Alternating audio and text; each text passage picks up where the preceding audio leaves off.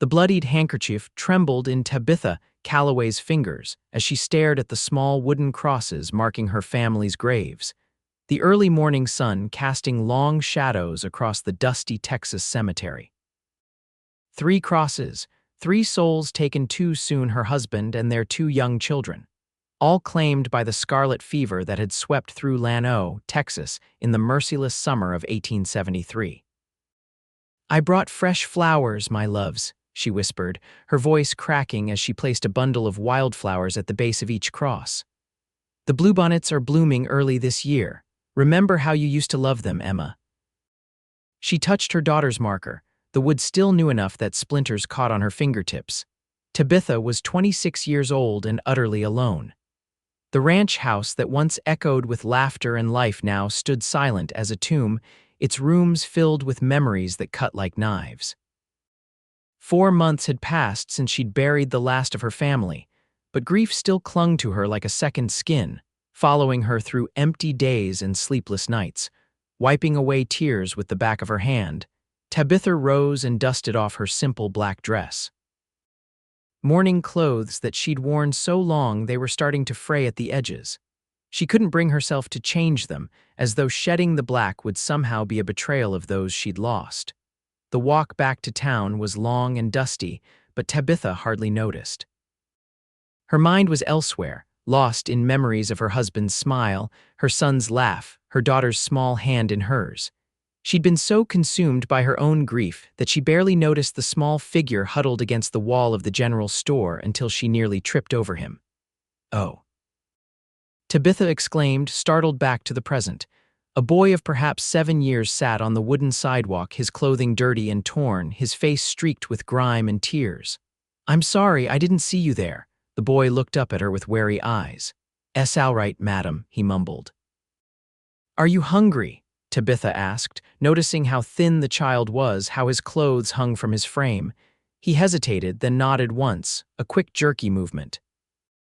Without really thinking about what she was doing, Tabitha reached into her basket and pulled out the small package of corn bread she'd brought for her own lunch. "Here," she said, holding it out to him. The boy stared at the offering for a long moment before snatching it from her hand.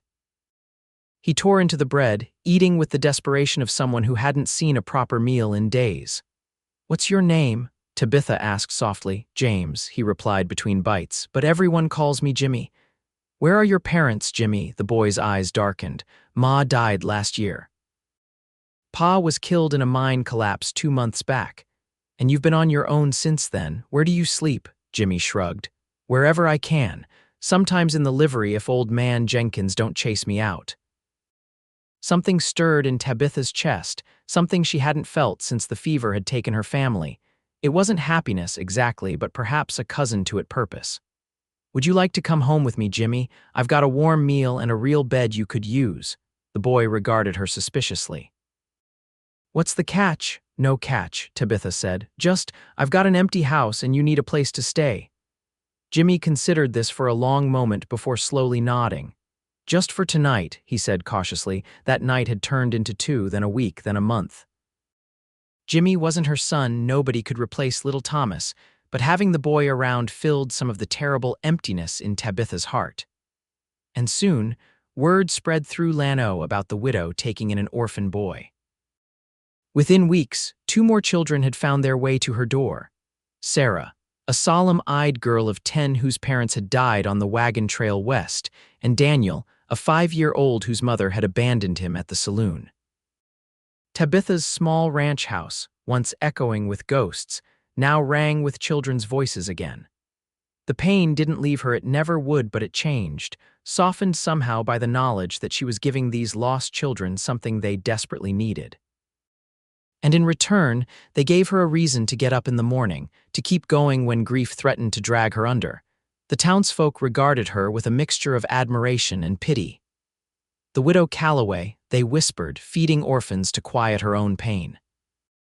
Some brought donations of food or clothing for the children, others offered small amounts of money, but most simply watched from a distance, wondering how long she could keep it up before the burden became too much.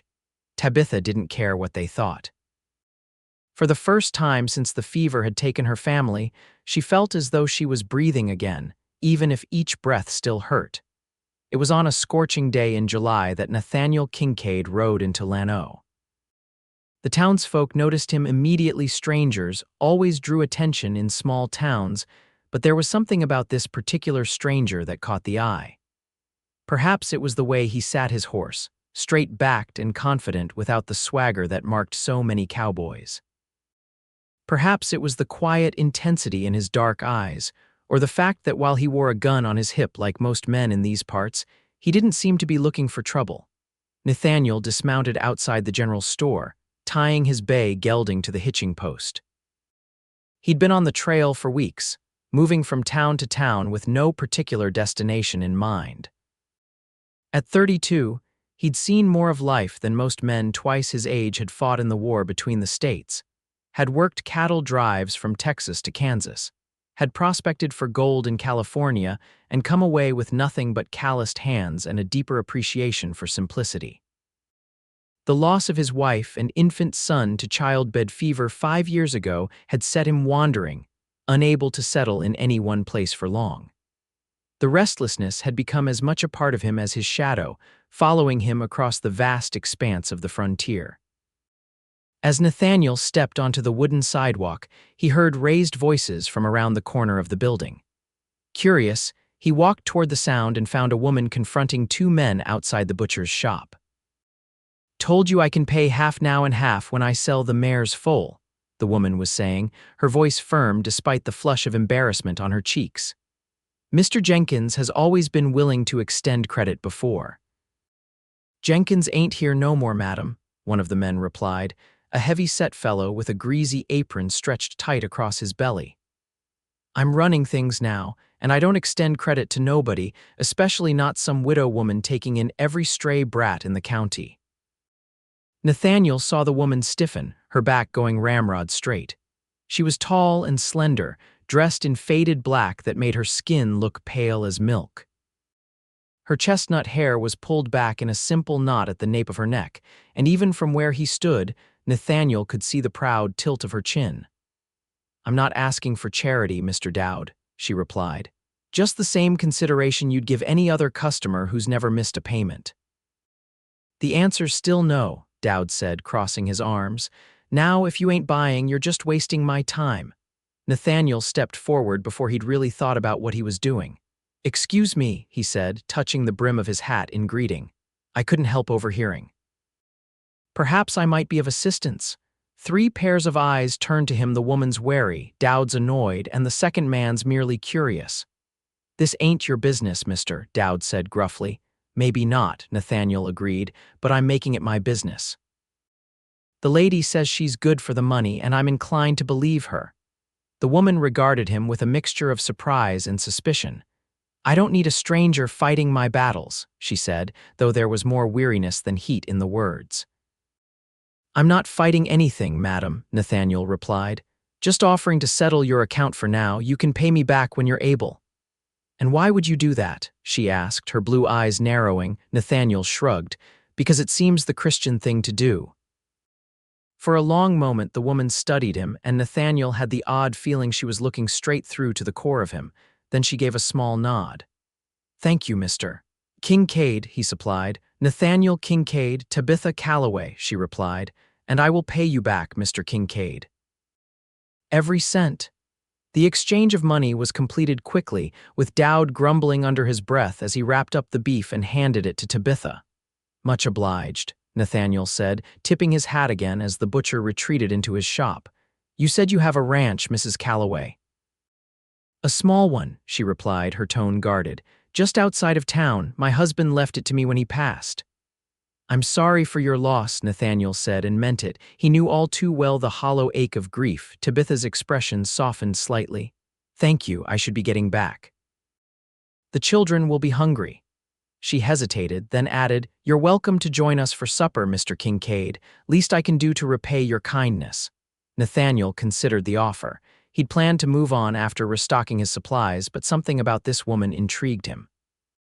There was strength in her, a quiet determination despite the shadows of sorrow in her eyes. "I'd be honored," Mrs. Calloway. That evening found Nathaniel riding alongside Tabitha's wagon as they made their way to her ranch. 3 children sat in the back of the wagon, watching him with the undisguised curiosity of the young. "That's Jimmy, Sarah, and Daniel," Tabitha explained, following Nathaniel's gaze. "None of them are mine by blood, but they're mine all the same." "You've got a generous heart, Mrs. Calloway," Nathaniel observed. A faint smile touched Tabitha's lips. "Not generous, selfish maybe, they fill a void in my life." "And you in theirs, I'd wager," Nathaniel replied. "There's nothing selfish about giving a home to children who'd otherwise have none." Tabitha glanced at him, surprise flickering across her features. "Most folks in town think I'm touched in the head, taking in orphans when I can barely keep the ranch running." "Most folks are too busy judging to understand," Nathaniel said. "I've known my share of orphans. Been one myself for a time. What you're doing matters." The ranch, when they reached it, was modest but well kept, a small wooden house with a porch running its length, a barn that needed paint but was solidly built, a corral where several horses grazed, and a few outbuildings. It wasn't grand by any stretch, but Nathaniel could see it had once been a happy home. Supper was a simple affair, beef stew with biscuits, but the atmosphere around the table was warm and lively. The children peppered Nathaniel with questions about his travels, and he found himself telling stories he hadn't shared in years, enjoying their wide-eyed responses. "Have you really seen the Pacific Ocean?" Sarah asked, her voice hushed with wonder. "I have," Nathaniel confirmed. "Water as far as the eye can see and waves taller than this house." "I'm gonna see it someday," Jimmy declared, his eyes bright with determination. "I expect you will," Nathaniel replied, smiling at the boy's confidence. Throughout the meal, Nathaniel found his gaze drawn to Tabitha. She spoke little, but her attention never wavered from the children, anticipating their needs and gently correcting their manners with the practiced ease of a mother. It was only when they looked away that he caught glimpses of her true exhaustion, the slight droop of her shoulders, the weariness that settled around her eyes. After the children had been sent to bed, Tabitha joined Nathaniel on the porch. The night was warm, stars scattered like diamond dust across the velvet sky. "Thank you for supper," Nathaniel said, breaking the comfortable silence. "Best meal I've had in months." "It's the least I could do," Tabitha replied, "though I still intend to repay you properly." "No hurry," Nathaniel assured her. He hesitated, then added, "If you don't mind me asking, Mrs. Calloway, how do you manage all this on your own?" Tabitha was quiet for a long moment. "Day by day," she finally answered. "Some days better than others. The ranch doesn't bring in much, just enough to keep food on the table. I sell eggs in town and sometimes take in mending. The foal I mentioned will fetch a good price when it's weaned." "And the children, how did they come to be with you?" "They found me more than I found them," she said, a hint of warmth softening her voice. "After I lost my family to the fever last year, I thought, well, I didn't think I'd survive it. The pain was so enormous." She took a deep breath. "Then I found Jimmy, or he found me, and somehow having someone else to care for made the unbearable a little more bearable. Sarah came next, then Daniel. Word gets around, I suppose." "That you're a safe harbor," Nathaniel suggested. Tabitha gave a small, self-deprecating laugh. "Hardly that. Just someone who understands what it is to lose everything." Nathaniel nodded, understanding all too well. "I lost my wife and son 5 years ago," he said quietly. "Been drifting ever since." Tabitha turned to look at him, really look at him for perhaps the first time. "I'm sorry," she said, and in those 2 simple words was a world of comprehension.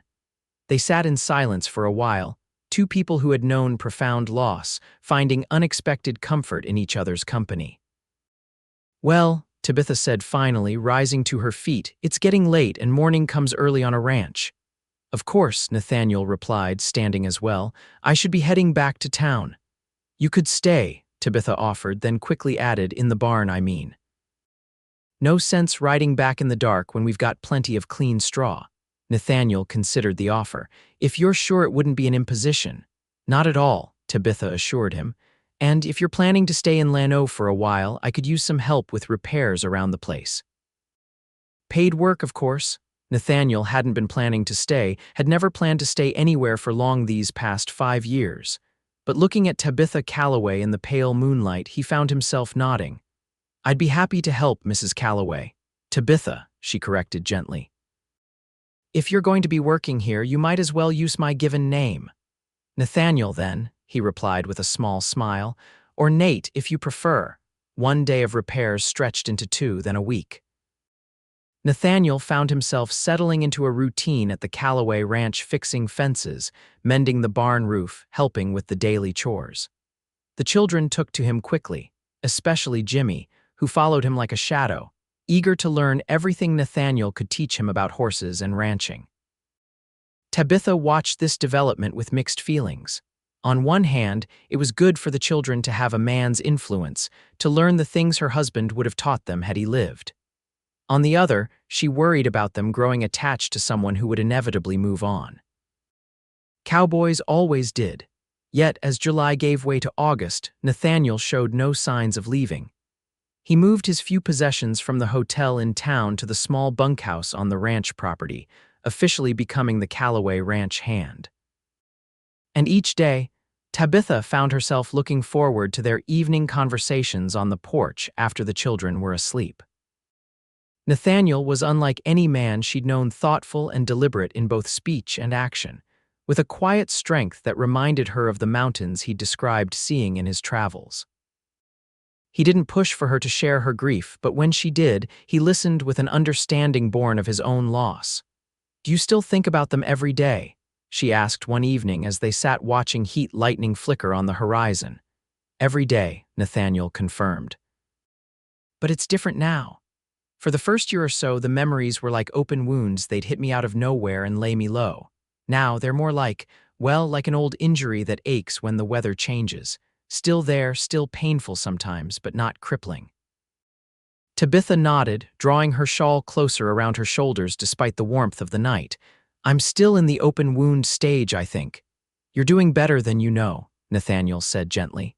"I wasn't taking care of 3 children a year after Emily and John died.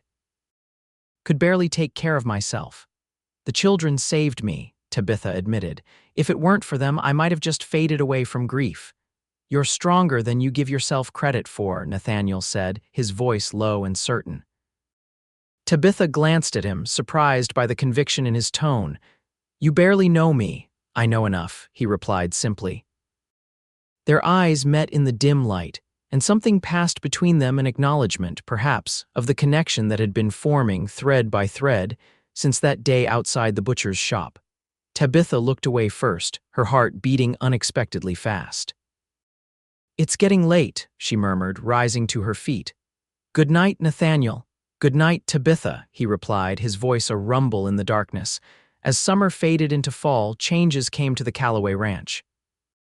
With Nathaniel's help, Tabitha was able to expand her chicken coop, increasing egg production enough to bring in steady income. They sold the mare's foal to a rancher from Austin for a tidy sum, and Nathaniel used his connections to secure better prices for their beef at market. More significant, though, were the changes in Tabitha herself. The grief was still there, it would always be there, but it no longer consumed her every waking thought. She found herself laughing at Jimmy's antics, taking pride in Sarah's progress with her reading, feeling joy when Daniel finally conquered his fear of the ranch's old dog. And then there was Nathaniel. His presence had become as much a part of her daily life as the rising sun, a constant she hadn't realized how much she'd come to depend on until the day in early October when she overheard him talking with Jimmy in the barn. "Will you teach me to break horses when I'm bigger?" The boy was asking, his voice eager. There was a pause before Nathaniel answered. "I'm not sure I'll still be here when you're big enough for that, Jimmy." Tabitha froze, her heart suddenly pounding in her chest. "But where would you go?" Jimmy asked, confusion and the first hint of hurt in his voice. "I don't rightly know," Nathaniel replied. "I've never stayed in one place very long." "But you like it here, don't you?" The boy's question was plaintive. "I do," Nathaniel agreed, his voice gentle. "Very much." "Then why would you leave?" Another pause, longer this time. "It's complicated, Jimmy. Sometimes adults have to move on, even from places and people they care about." Tabitha didn't wait to hear more. She slipped away from the barn, her throat tight with an emotion she wasn't ready to name. Of course, Nathaniel would leave eventually. She'd known that from the start. Cowboys never stayed, and Nathaniel, for all his quiet ways and steady presence, was still a cowboy at heart. She avoided him for the rest of the day, busying herself with household chores and the children. But that evening, as she stood alone on the porch watching the sunset paint the western sky in shades of gold and crimson, she heard his footsteps behind her. "Tabitha," he said, coming to stand beside her at the railing, "have I done something to offend you?" She shook her head, not trusting herself to speak. "You've hardly looked at me all day," Nathaniel persisted. "If I've upset you somehow, I'd like the chance to make it right." Tabitha took a deep breath, steadying herself. "I overheard you talking with Jimmy in the barn," she admitted. About leaving, understanding dawned in Nathaniel's eyes. "Ah, it's all right," Tabitha said quickly, forcing a smile. "I always knew you wouldn't stay forever. Cowboys never do." "Is that what I am to you?" Nathaniel asked, his voice low. "Just another drifting cowboy?" Tabitha looked at him then, really looked at him, at the lines etched around his eyes from years of squinting into the sun, at the silver threading through his dark hair at the temples, at the quiet intensity of his gaze. "No," she said softly, "you're not just another cowboy." "That's what makes it harder." Nathaniel stepped closer, close enough that she could feel the warmth radiating from him in the cool evening air. "Tabitha, I didn't say I was leaving, but you will," she replied, certainty in her voice, "sooner or later." "I've been thinking about that," Nathaniel said, surprising her. "About why I've never stayed anywhere for long since losing Emily and John." Tabitha waited, watching his face as he searched for the right words. "At first, it was because everywhere reminded me of them," he continued. "Then, after a while, it became a habit. Easier to keep moving than to risk putting down roots, risk caring about people who might be taken from me again." He met her eyes directly. "But these past months here with you and the children, I've started to wonder if perhaps the greater risk is in never allowing myself to care again." Hope flickered to life in Tabitha's chest, a fragile, tentative thing. "What are you saying, Nathaniel?" "I'm saying I don't want to leave," he answered simply. "Not unless you want me to." Tabitha's breath caught. "And if I don't want you to?" Nathaniel reached out slowly, giving her time to pull away, and tucked a loose strand of hair behind her ear. The gentle touch sent a shiver through her. "Then I'll stay," he said, "for as long as you'll have me." "The children have grown attached to you," Tabitha murmured, her heart racing. "It would break their hearts if you left." "Just the children?" Nathaniel asked, his voice barely above a whisper. Tabitha closed her eyes briefly, gathering her courage. When she opened them again, she found Nathaniel watching her with such tenderness it nearly undid her. "No," she admitted, "not just the children." Nathaniel's hand cupped her cheek, his touch reverent. "I never expected to find you, Tabitha Calloway, never expected to find a home again." "Is that what we are?" she asked. "A home, the only one I want," he replied, and then he was leaning down, his lips finding hers in a kiss so gentle it brought tears to her eyes. When they parted, Tabitha rested her forehead against his chest, listening to the steady beat of his heart. "I'm afraid," she confessed in a whisper. "Of what?" Nathaniel asked, his arms encircling her. "Of loving someone again, of losing someone again." Nathaniel's arms tightened around her. "I know," he said. "I'm afraid too, but maybe we can be afraid together." Tabitha looked up at him, a small smile curving her lips. "Together," she echoed, and it sounded like a promise. News of the relationship between the widow Calloway and the cowboy who'd settled on her ranch spread quickly through Lano. Some townspeople approved, saying it was high time Tabitha found some happiness after her loss. Others clucked their tongues, muttering about impropriety and scandal. Tabitha and Nathaniel paid them little mind. They had enough to concern themselves with as winter approached, preparing the ranch for the cold months ahead, ensuring they had sufficient provisions, and continuing to care for the children, whose number had grown to include two more. Twins Eliza and Ethan, whose mother had died in childbirth and whose father had been killed in a bar fight shortly thereafter. 5 children now, Nathaniel mused one evening in late November as they sat before the fire, the wind howling outside. "Soon we'll need a bigger house." Tabitha glanced at him, her hands stilling on the shirt she was mending. "Are you complaining, Mr. Kincaid?" she teased.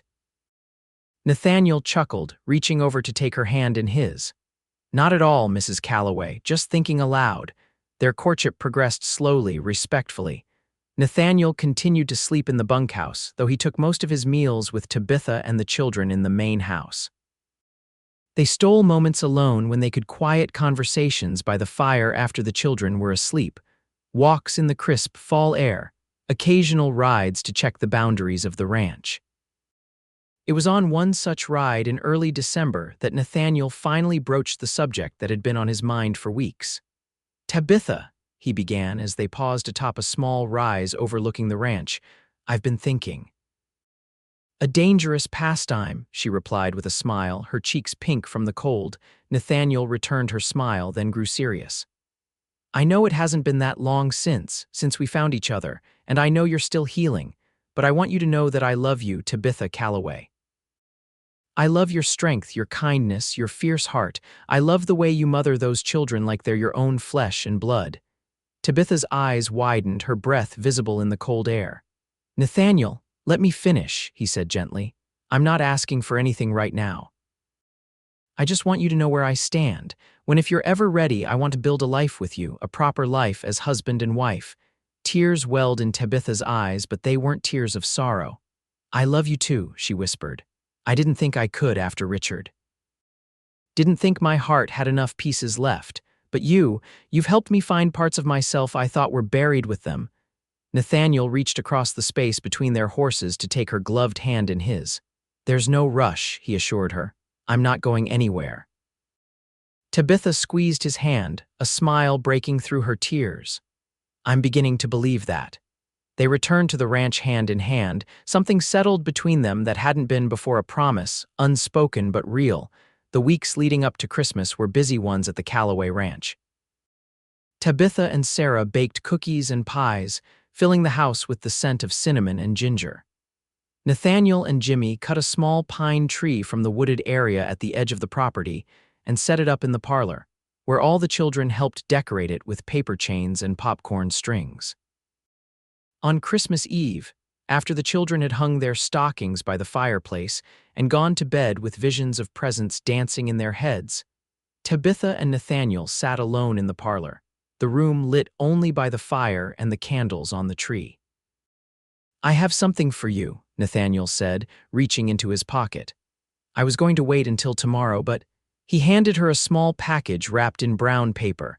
Tabitha unwrapped it carefully to reveal a delicate silver locket on a fine chain. "It's beautiful," she breathed, opening the locket to find it empty. "Thank you. I thought you might want to put a picture of your children in it," Nathaniel explained. "Your first children, I mean, so you can keep them close to your heart always." Tears pricked at Tabitha's eyes. The fact that he understood her continuing need to honor her lost family, that he didn't expect her to simply move on and forget, meant more to her than he could possibly know. "And I have this," Nathaniel continued, pulling a second, smaller package from his pocket. This one wasn't wrapped, just a simple velvet pouch. He hesitated, then tipped its contents into his palm. A ring gleamed in the firelight, a simple gold band with a small, perfect pearl set in its center. "It was my mother's," Nathaniel explained, his voice husky. "She gave it to me before she died, said to give it to the woman I wanted to spend my life with." He looked up, meeting Tabitha's eyes. "I'm not rushing you, Tabitha. This is just a promise that whenever you're ready, I'll be here." Tabitha looked from the ring to Nathaniel's face, her heart so full she thought it might burst. This man, this quiet, steady man who had wandered into her life when she was at her lowest, had somehow become essential to her. Like air, like water, like the very ground beneath her feet. "Ask me," she whispered. Nathaniel's eyes widened. "Are you sure?" Tabitha nodded, certainty filling her. "I'm sure." Slowly, Nathaniel slid from his chair to one knee before her, the ring held between them like an offering. "Tabitha Calloway," he said, his voice steady despite the emotion in his eyes, "will you do me the great honor of becoming my wife?" "Yes," Tabitha answered without hesitation. "Yes, Nathaniel Kincaid, I will."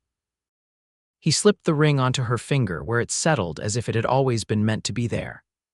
When he raised his head, Tabitha leaned down to meet him, their lips coming together in a kiss that sealed their promise. They were married on New Year's Day, 1874, in the small church in Lano. The ceremony was simple but joyful, with the children standing proudly beside them. Jimmy held the rings on a small cushion Sarah had embroidered, his chest puffed out with importance. Daniel, at 6 now, solemnly escorted the twins down the aisle, one small hand holding each of theirs. The townsfolk turned out in surprising numbers, even those who had gossiped about the impropriety of their relationship.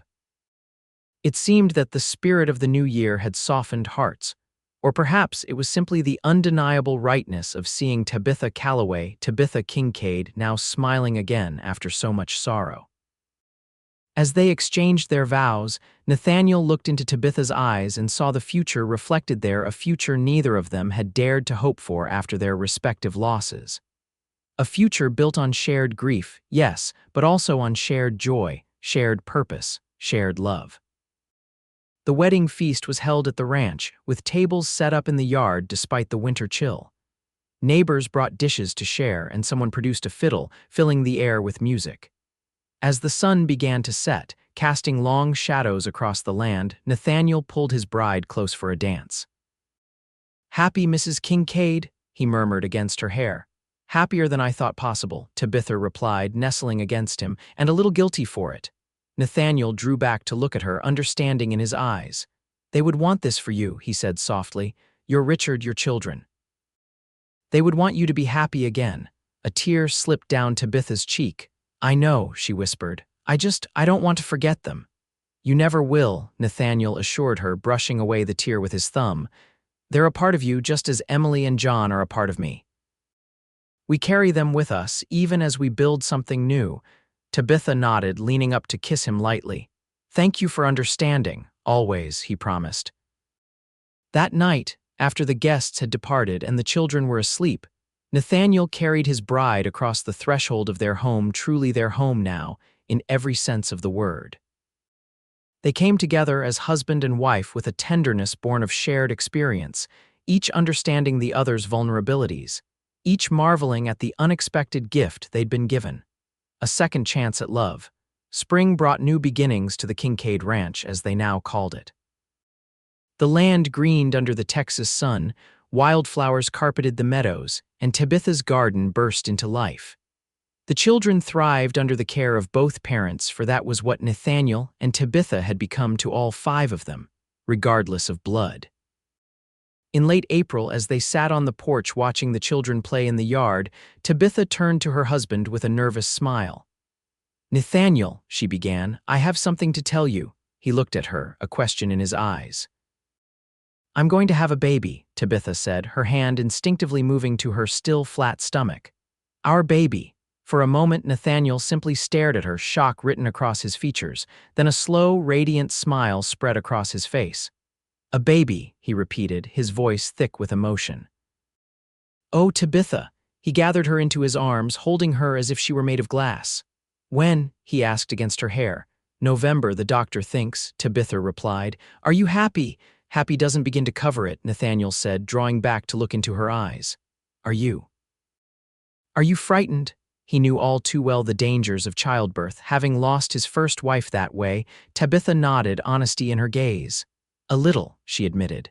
"But mostly I'm grateful. For another chance at motherhood, for you, for the family we've built together." Nathaniel placed his hand gently over hers where it rested on her abdomen. "This child is so lucky," he said softly, "to be coming into such love." News of Tabitha's pregnancy spread quickly through Lano, and once again the town rallied around the Kincaid family. Women brought quilts and baby clothes. Men offered to help with the heavier ranch work so that Nathaniel could stay close to home, and even Mr. Dowd, the surly butcher, sent over the choicest cuts of meat for the missus's strength. The children were ecstatic about the prospect of a new brother or sister. Sarah immediately began working on a blanket, her needle moving carefully through the soft wool. Jimmy declared he would teach the baby to ride as soon as it was big enough. Daniel and the twins simply asked, with the practicality of the very young, where the baby would sleep. "We'll need to make some changes to the house," Nathaniel observed one evening as they discussed the question. "It's already crowded with 7 of us. What are you thinking?" Tabitha asked, leaning against him on the sofa. "An addition," Nathaniel replied, 2 or 3 more bedrooms off the back of the house. I've been saving the money from the cattle we sold last month. With a little help from some of the men in town, we could have it built before the baby comes." Tabitha looked up at him, love welling in her heart. "You're always thinking ahead." Nathaniel smiled, pressing a kiss to her forehead. "Someone in this family has to. You're too busy feeding every orphan in the county to worry about practical matters." It was said with such affection that Tabitha couldn't possibly take offense. Instead, she laughed, the sound filling their small parlor. "You love that about me." "I do," Nathaniel agreed readily. "I love everything about you, Tabitha Kincaid." The summer passed in a flurry of activity. Construction began on the addition to the house, with Nathaniel working alongside the hired carpenters whenever he could spare time from his ranch duties. Tabitha's belly grew rounder, her cheeks fuller, her eyes brighter with each passing week. In late August, as Tabitha entered her 6th month of pregnancy, a letter arrived that would change their lives once again. It was addressed to Nathaniel, the handwriting unfamiliar. "Who's it from?" Tabitha asked as they sat at the breakfast table, the children already outside doing their morning chores. Nathaniel's brow furrowed as he broke the seal. "I don't recognize the name," he said. "A Mr. Thomas Palmer from Austin." He read silently for a moment, his expression growing increasingly serious. "What is it?" Tabitha pressed, concern creeping into her voice. "Bad news." Nathaniel looked up, his eyes meeting hers across the table. "Not bad exactly," he said slowly. "Just unexpected. Mr. Palmer is a lawyer. It seems that my uncle, the one I told you about who lived in San Francisco, has died." "I'm sorry," Tabitha said softly, reaching across to take his hand. Nathaniel squeezed her fingers. "We weren't close," he reminded her, "but thank you. The thing is, he's left me his estate." Tabitha's eyes widened. "His estate? I thought you said he wasn't wealthy." "He wasn't when I knew him," Nathaniel replied, his gaze returning to the letter. "But apparently he struck it rich in the gold fields after all. According to Mr. Palmer, the estate includes a substantial sum of money, some property in California, and a controlling interest in a shipping company based in Galveston." "A shipping company," Tabitha repeated, stunned. "Nathaniel, that's incredible." He nodded, still looking somewhat dazed. "There's more. Mr. Palmer says my presence is required in Austin as soon as possible to sort out the legal details. He suggests I consider relocating to Galveston to oversee the company's operations." Tabitha felt a cold knot form in her stomach. "Relocating to Galveston?" Nathaniel looked up quickly, catching the note of distress in her voice. "We don't have to decide anything right away," he assured her. "And whatever we decide together." Tabitha nodded, but the worry remained. Galveston was a bustling port city, worlds away from the quiet ranch life they'd built in Llano. And the thought of moving now, with a baby on the way and 5 children who had already experienced so much upheaval in their young lives. "I'll need to go to Austin," Nathaniel said, interrupting her thoughts.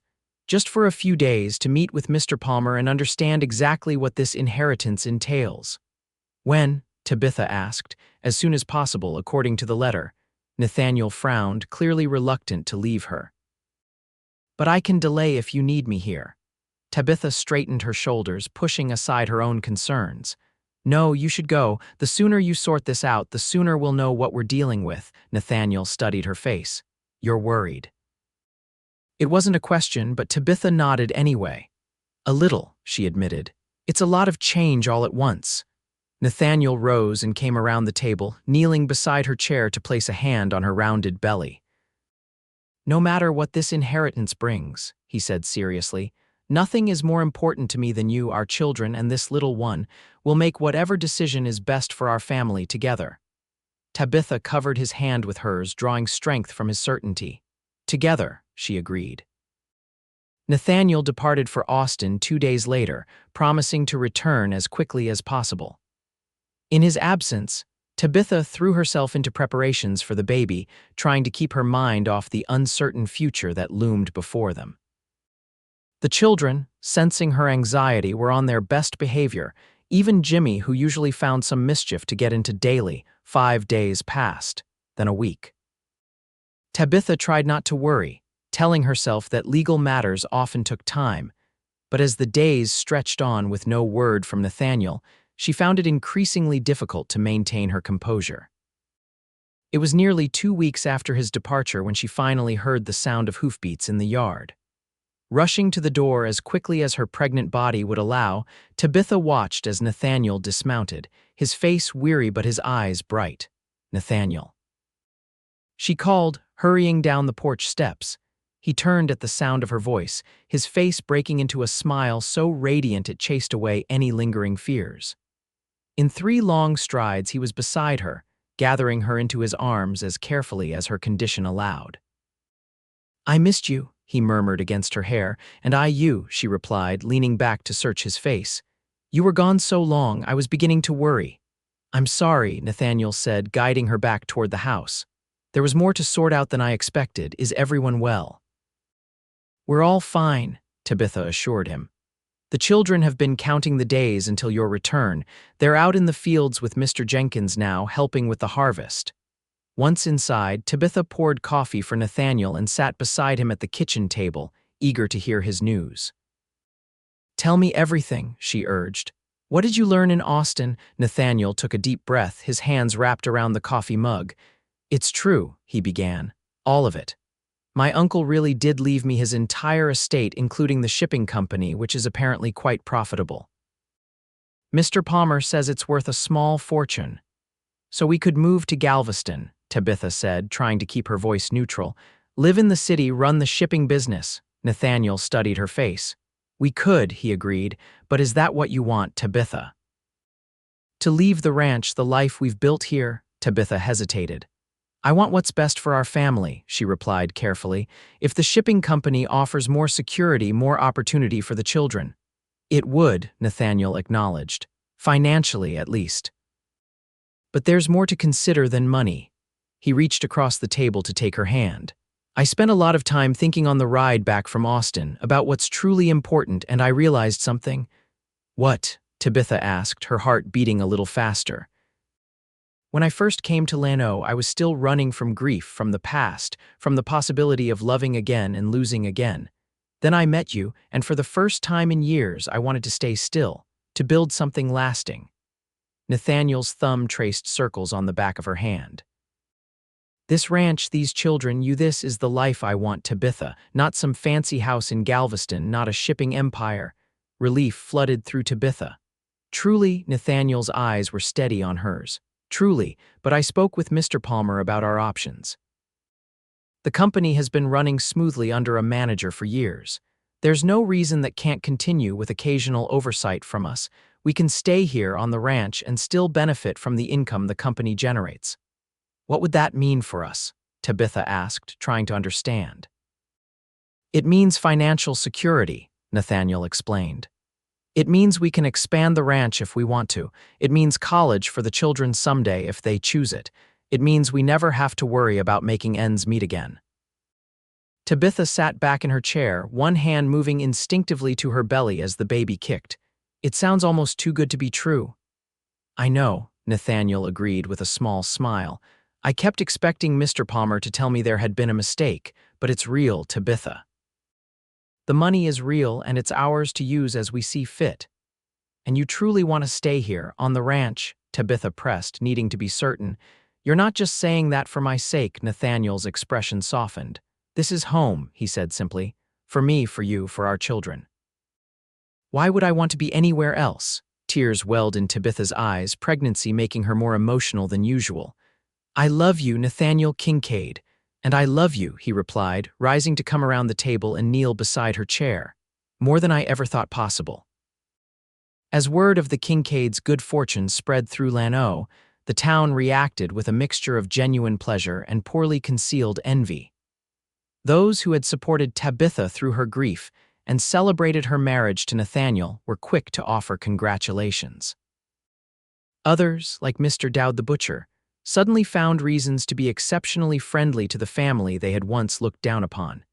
Tabitha and Nathaniel took it all in stride, neither flaunting their newfound wealth nor allowing it to change the essential rhythm of their lives. The ranch remained their priority, though Nathaniel did hire an additional hand to help with the heavier work as Tabitha's pregnancy advanced. The addition to the house was completed in early October, adding 3 spacious bedrooms and a second washroom to the modest structure. The children delighted in having more space, especially Sarah, who at 11 was beginning to crave privacy. As November approached, Tabitha's anticipation mingled with trepidation. Her first 2 deliveries had been relatively straightforward, but that had been years ago when she was younger. And she couldn't help remembering that Nathaniel's first wife had died bringing their son into the world. Nathaniel, sensing her anxiety, was a constant reassuring presence. He arranged for the best midwife in the county to attend the birth and made sure that Dr. Phillips from Lano would be available at a moment's notice. "Everything will be fine," he told her one night as they lay in bed, his hand resting protectively on her swollen belly. "You're strong, Tabitha, stronger than anyone I've ever known." She covered his hand with hers, drawing comfort from his warmth. "I know," she said. "I'm not afraid for myself. I couldn't bear for you to lose another wife, another child." Nathaniel's arms tightened around her. "That's not going to happen," he said firmly. "I won't let it happen." As if he could command fate by sheer force of will, Tabitha thought, but she didn't say it aloud. Instead, she nestled closer to him, letting his steady heartbeat lull her towards sleep. The baby came 3 days later, on a crisp November morning with frost rhyming the windows. Tabitha's labor began just before dawn, and by mid-afternoon, Nathaniel was pacing the kitchen floor while Mrs. Winters, the midwife, and Sarah attended Tabitha in the bedroom. The other children had been sent to stay with neighbors, though Jimmy had protested vehemently, insisting he was old enough to help. "Your job is to look after the little ones," Nathaniel had told him, placing a hand on the boy's shoulder. "Can I count on you for that, son?" The word son had done what no amount of reasoning could, straightening Jimmy's spine and bringing a look of fierce determination to his face. "Yes, sir," he'd replied with a nod. "You can count on me." Now, as the hours stretched on and Tabitha's cries occasionally filtered through the closed bedroom door, Nathaniel found himself praying as he hadn't since the war. "Please, God," he thought, "not again. Don't take them from me." It was nearly sunset when the door finally opened and Mrs. Winters emerged, wiping her hands on her apron. Nathaniel froze, searching her face for any sign of bad news, but the midwife was smiling, her weathered features creased with genuine pleasure. "Congratulations, Mr. Kincaid," she said warmly. "You have a son, a fine, healthy boy.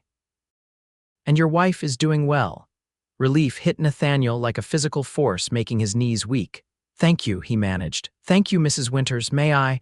"Of course," the older woman replied, stepping aside. "They're waiting for you."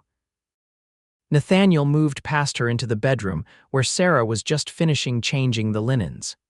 The girl smiled at him, her young face glowing with excitement, before slipping out to give them privacy. And there was Tabitha, propped up against the pillows, her face flushed and damp with perspiration but radiant with joy. In her arms was a small bundle wrapped in the blanket Sarah had so carefully made. "Nathaniel," Tabitha said softly, looking up as he approached the bed. "Come meet your son." He sat carefully on the edge of the bed, hardly daring to breathe as Tabitha folded back the blanket to reveal the tiny face of their child. The baby was red and wrinkled, with a shock of dark hair that already showed signs of curling like his father's. "He's perfect," Nathaniel whispered, reaching out with one finger to stroke the impossibly soft cheek. "Would you like to hold him?" Tabitha asked. Nathaniel nodded, his throat too tight for words. Tabitha placed the bundle in his arms, showing him how to support the baby's head. Looking down at his son's face, Nathaniel felt a surge of love so powerful it almost frightened him. This tiny being, this miracle that he and Tabitha had created together, represented everything he'd thought he'd lost: forever family, hope, a future. "What shall we name him?" Tabitha asked, watching the play of emotions across her husband's face. Nathaniel looked up, meeting her eyes. "I was thinking, what about Richard, after your first husband?" Tabitha's eyes filled with tears. "You would do that. He was an important part of your life," Nathaniel said simply. "He gave you Jimmy and Sarah and Daniel. In a way, he's part of our family too." Tabitha reached for his hand, squeezing it tightly. Richard Nathaniel Kincaid, she said, trying the name out. It's perfect. The baby opened his eyes then, regarding them solemnly for a moment before closing them again with a tiny sigh. Welcome to the world, Richard, Nathaniel murmured, bending to press a kiss to the downy head. You're surrounded by love, little one, so much love. The Kincaid family gathered together the next day, all 7, now 8 of them crowded into the bedroom to welcome the newest addition. Jimmy approached the baby with uncharacteristic caution, his eyes wide with wonder. Sarah immediately took charge, showing the twins how to touch the baby gently. Daniel simply stared, fascinated by the tiny fingers and toes. He's so small, Jimmy observed, a hint of disappointment in his voice. When will he be big enough to play with? Tabitha laughed, the sound filling the room with warmth. Not for some time yet, she replied. But he'll grow faster than you think. And in the meantime, Nathaniel added, he needs all of us to protect him and help him learn about the world. Think you can handle that responsibility? Jimmy straightened, nodding seriously. Yes, sir, I'll be the best big brother ever.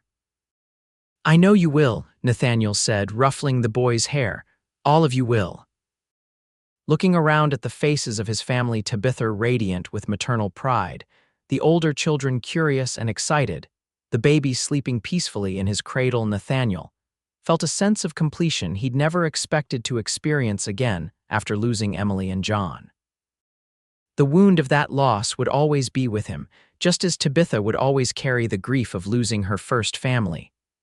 But those wounds had somehow, miraculously, made room for new joy, new love, as the children filed out to help Mrs. Winters prepare lunch. Nathaniel sat beside Tabitha on the bed, taking her hand in his. I never thanked you, he said quietly. For what? She asked, looking up at him with tired but happy eyes. For feeding those orphans, Nathaniel replied, a smile tugging at his lips. For opening your heart when it would have been easier to close it. For building a family out of broken pieces. Tabitha's free hand moved to stroke the baby's cheek. We healed each other, she said softly, all of us, and now. She looked around at the home they'd created together, the family they'd built. Now we're whole again, different but whole. Nathaniel leaned down to kiss her, putting all the love and gratitude he felt into that simple gesture. Yes, he agreed when they parted, whole again. Outside the window, the Texas sun shone down on the Kincaid ranch, on the land that had seen so much sorrow and now witnessed such joy. Life would continue to bring challenges. Of course, raising 7 children would never be easy, even with financial security. But Tabitha and Nathaniel would face those challenges together, strengthened by the bond they had forged in grief and cemented in love. The orphans Tabitha had fed to quiet her pain had become the children who filled their home with laughter. And the cowboy who had joined her in silence had become the husband who shared her joy, her sorrow, her life.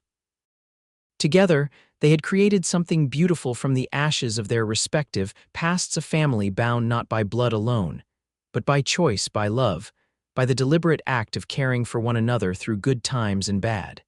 And that, perhaps, was the greatest miracle of all. As the years passed, the Kincaid Ranch prospered, expanding to become one of the most successful operations in the county. The children grew, each finding their own path in life. Jimmy, true to his childhood declaration, eventually took over management of the ranch, proving himself to be as skilled with cattle as Nathaniel had been. Sarah became a schoolteacher in Llano, her gentle patience making her beloved by her pupils. Daniel discovered a talent for medicine and went east to study, returning to open a practice in town. The twins, Eliza and Ethan, both inherited their father's head for business and eventually became involved with the shipping company in Galveston, though they maintained close ties to the ranch. Little Richard, who turned out to not be so little after all, growing to tower over both his parents, combined his mother's compassion with his father's steady nature to become a minister, and Tabitha and Nathaniel. They watched it all with pride and wonder, their love deepening with each passing year. They weathered the inevitable storms of life, droughts that threatened the ranch, illnesses that frightened them, the normal conflicts that arise in any family, but always together, always finding strength in each other. They took in more orphans over the years, unable to turn away from children in need, until the Kincaid name became synonymous throughout the county with generosity and compassion. The big house, expanded several more times, was always full of voices, of laughter, of life. On their 25th wedding anniversary, as they sat on the porch watching the sunset, surrounded by their children and grandchildren, Nathaniel turned to Tabitha, his hair now more silver than black but his eyes as warm as ever. "Was it worth it?" he asked softly, for her ears alone. "All of it, the grief, the pain, the struggles?"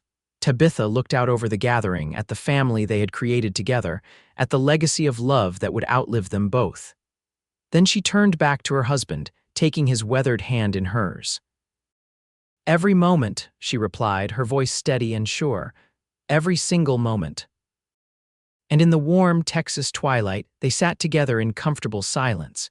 Two people who had learned that sometimes the greatest love stories rise from the ashes of the greatest sorrows, and that a heart, once broken, can not only heal but grow larger, making room for more love than seemed possible. It was a lesson they had taught their children, and that those children would teach to generations yet unborn, a legacy more precious than land or money or possessions. A legacy of resilience, of compassion, of opening your heart even when it hurts, a legacy of love.